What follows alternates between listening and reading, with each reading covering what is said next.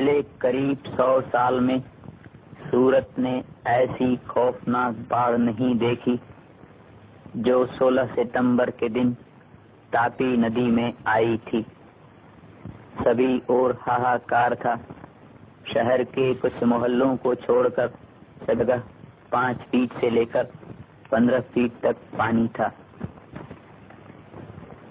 उसी दिन रात को शहर की संरक्षणात्मक दीवार टूटी और कई निर्दोष स्त्री पुरुष काल के ग्रास बन गए।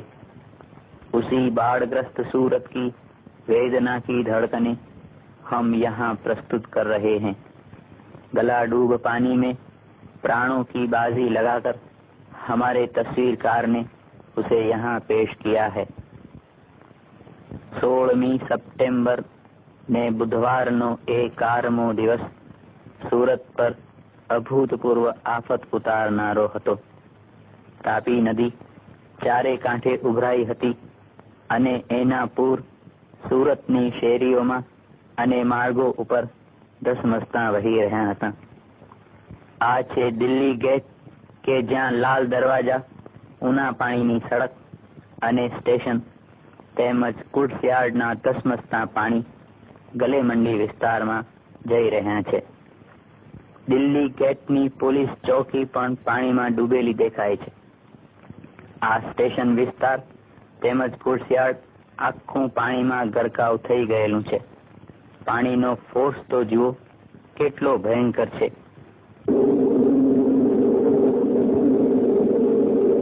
રસ્તો પસાર કરવાનું એ જાણે મુશ્કેલ બની ગયું હોય એમ લાગે છે.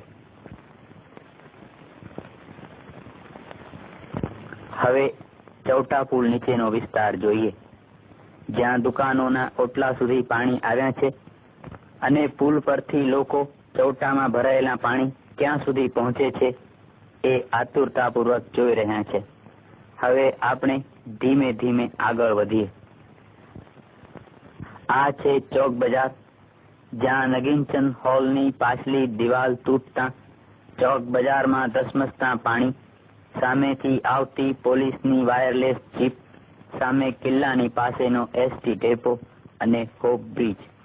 નદીના ધસમસતા પાણી પોતાની સાથે પુલને ઘસડી જવાને મથી રહ્યા છે. 1876માં બંધાયેલો આ પુલ પોતાની પૂરી તાકાતથી રેલનો મુકાબલો કરી રહ્યો છે. પુલ પરથી પાછળ નજર ફેરવશું તો આપણો જૂનો પુરાણો ઐતિહાસિક કિલ્લો દેખાય છે, જેમાં થોડા સમય પર તૂટેલી દિવાલ અને બાગ પાસેની પાળી અદૃશ્ય થયેલી દેખાય છે. આ તરફ લોકલ બોર્ડ, દરિયા મહેલ અને કમાનો સાથે ડૂબેલા ઓવારા દેખાય છે. સામે બંધાતા નવા પુલનો તૈયાર થતો પાયો અને તોતિંગ વાંસ ભવિષ્યમાં આવી રેલોની ટક્કર ઝીલવી પડશે એના પાઠ શીખી રહ્યો છે. સામે પારનો અડાજણ ડેપો માત્ર છાપરા જ દેખાય છે. રાંદેર જતી સડક પોંકના સહેલાણીઓના વિસ્તાર સાથે ઊંડા પાણીમાં કરક થઈ ગઈ છે.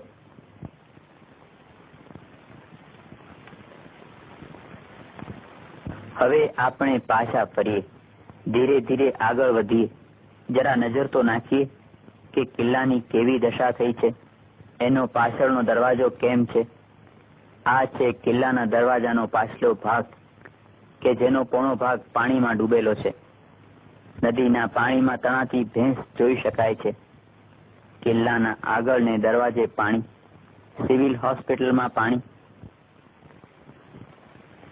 ગાંધીજીનું પૂતળું અને આગળ જતા સુરતના સહેલાણીઓને બાગની પાળ પર પહોંચાડતો રસ્તો કે જે પાળ પરથી અત્યારે પાણી વહી રહ્યા છે. છતાં સાહસવીરો ઊભા છે. બાજુના ભેળવાળાઓ ભાગી છૂટ્યા છે. આપણે પણ ઉપર ચડીએ, પણ ચડીને જઈશું ક્યાં? પાણીમાં. ડાબી તરફ